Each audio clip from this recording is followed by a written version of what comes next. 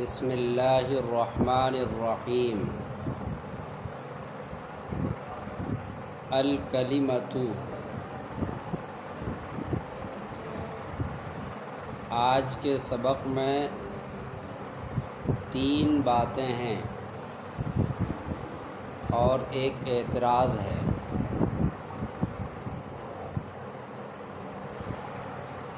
اعتراض یہ ہے کہ مصنف نے کلمہ کو کلام پر مقدم کیوں کیا؟ پہلے کلمہ کو بیان کیا، اس کے بعد کلام کو بیان کیا، ایسا کیوں؟ تو اس کا جواب یہ ہے کہ کلمہ جز ہے اور کلام کل ہے، اور قاعدہ یہی ہے کہ جز کل پر مقدم ہوتا ہے، اسی لیے کلمے کو کلام پر مقدم کر دیا۔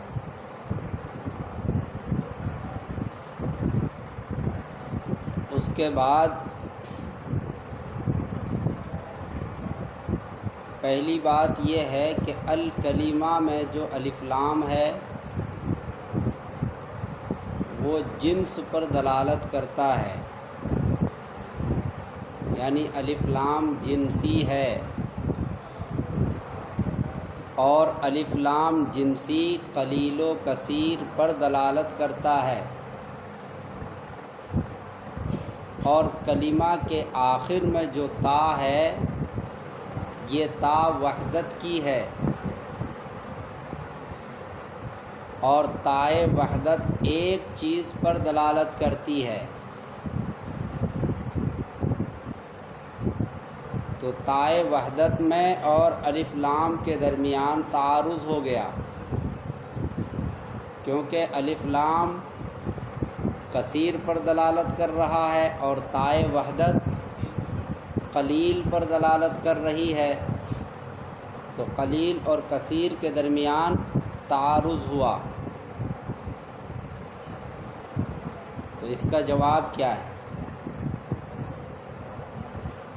اس کا جواب یہ ہے کہ تائے وحدت کی 3 قسمیں ہیں۔ نمبر 1 وحدت جنسی، نمبر 2 وحدت نوعی، نمبر 3 وحدت فردی یا شخصی، دونوں میں سے کوئی بھی نام کہہ سکتے ہیں۔ تو ہماری مراد یہاں تائے وحدت سے وحدت نوعی اور جنسی ہے۔ وحدت نوعی اور جنسی دونوں قلیل و کثیر پر دلالت کرتے ہیں، اور الف لام بھی قلیل و کثیر پر دلالت کرتا ہے۔ اب دونوں میں کوئی تعارض نہیں رہا۔ تعارض جب ہوگا جب ہم وحدت فردی مراد لیں گے، کیونکہ وحدت فردی قلیل پر دلالت کرتی ہے، اسی لیے جس میں تعارض ہے وہ ہماری مراد نہیں ہے۔ تعارض کس میں ہے؟ وحدت فردی میں، تو ہم وحدت فردی مراد ہی نہیں لیتے، اور جو ہماری مراد ہے اس میں کوئی تعارض نہیں ہے۔ ہماری مراد تائے وحدت سے کون سی تا ہے؟ وحدت نوعی اور وحدت جنسی، اور ان دونوں کو جب ہم مراد لیں گے تو الف لام کے ساتھ تعارض نہیں ہوگا۔ سمجھ میں آ گئی بات؟ اس لیے ہم نے کہا کہ جو ہماری مراد ہے اس میں تعارض نہیں، اور جس میں تعارض ہے وہ ہماری مراد نہیں۔ شعر بن گیا، جو ہماری مراد ہے اس میں تعارض نہیں، اور جس میں تعارض ہے وہ ہماری مراد نہیں۔ شعر بن گیا۔ دوسری بات ہے کہ کلمہ مشتق ہے یا مشتق منہ۔ اگر کلمہ مشتق ہے تو پھر اس کا مشتق منہ کیا ہے، یہ سوال ہے۔ الکلمۃ میں جو کلمہ ہے یہ کلمہ مشتق ہے کہ مشتق منہ ہے، کیا ہے؟ جواب، کلمہ مشتق ہے، اس کا مشتق منہ کلمن ہے۔ کلمہ مشتق ہے اور اس کا مشتق منہ کلمن ہے۔ مشتق جانتے ہو کہ نہیں؟ جس کو نکالا گیا ہو، مشتق منہ جس سے نکالا گیا ہو، تو یہ کلمہ کلمن سے نکلا۔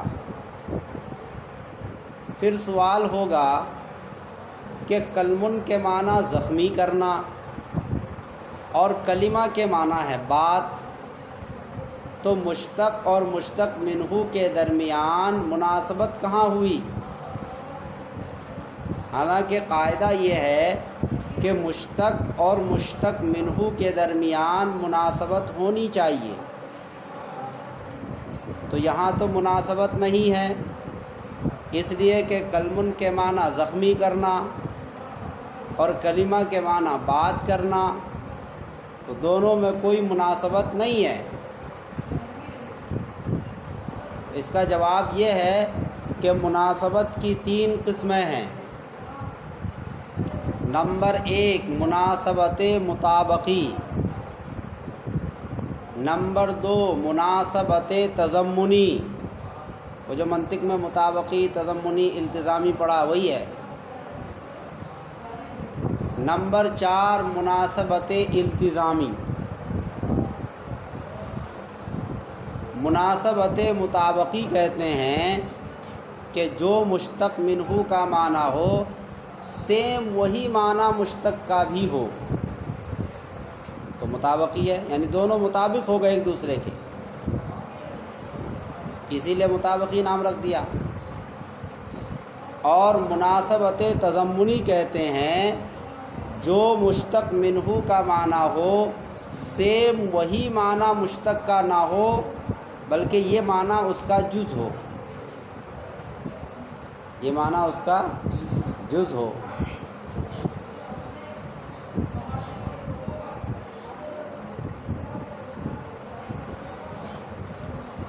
اور مناسبت التزامی کہتے ہیں جو مشتق منہ کا معنی ہو وہ مشتق کا معنی نہ ہو بلکہ اس کے لیے لازم ہو۔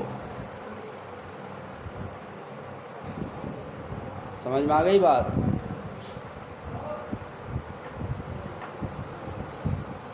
تو یہاں ان تینوں قسموں میں سے تیسری قسم مراد ہے، مناسبت التزامی ہے۔ یہاں کلمن اور کلمہ کے درمیان جو مناسبت ہے وہ مناسبت التزامی ہے۔ مناسبت التزامی کس طرح ہے؟ کلمن کے معنی زخمی کرنا اور کلمہ کے معنی ہے بات کرنا، لیکن بعض باتیں ایسی ہوتی ہیں جو دلوں کو زخمی کرتی ہیں، تو بات بھی زخمی کرتی ہے اور کلمن کے معنی بھی کیا؟ زخمی کرنا، تو اس لحاظ سے دونوں ایک دوسرے کے قریب ہو گئے، مناسبت ہو گئی۔ تو بعض باتیں کیا ہوتی ہیں جو دلوں کو زخمی کر دیتی ہیں، جیسے شاعر نے ایک شعر نقل کیا ہے، اسی کتاب کے حاشیے میں بھی ہے، جراحات السنان لہا التیام۔ کیا شعر ہے؟ بولو، جراحات السنان لہا التیام ولا یلتام ما جرح اللسان۔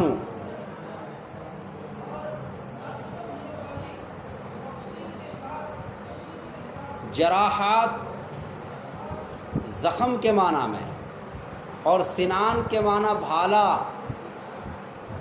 چھری، ہتھیار، تو چھری کا جو زخم ہے، جراحات السنان، چھری کا زخم، لہا الالتیام، اس کے لیے بھراؤ ہے. التئم یلتئم، التیام کے معنی بھرنا، زخم کا بھر جانا، یعنی چھری سے جو زخم ہوگا وہ زخم ایک نہ ایک دن بھر جائے گا. اور اگلے مصرعے میں کہا ولا یلتام، اور نہیں بھرے گا ما جرح اللسان، وہ زخم جس کو زبان نے کر دیا ہو. یعنی زبان کے ذریعے سے جو دل میں زخم ہوتا ہے وہ زخم بھرتا نہیں ہے.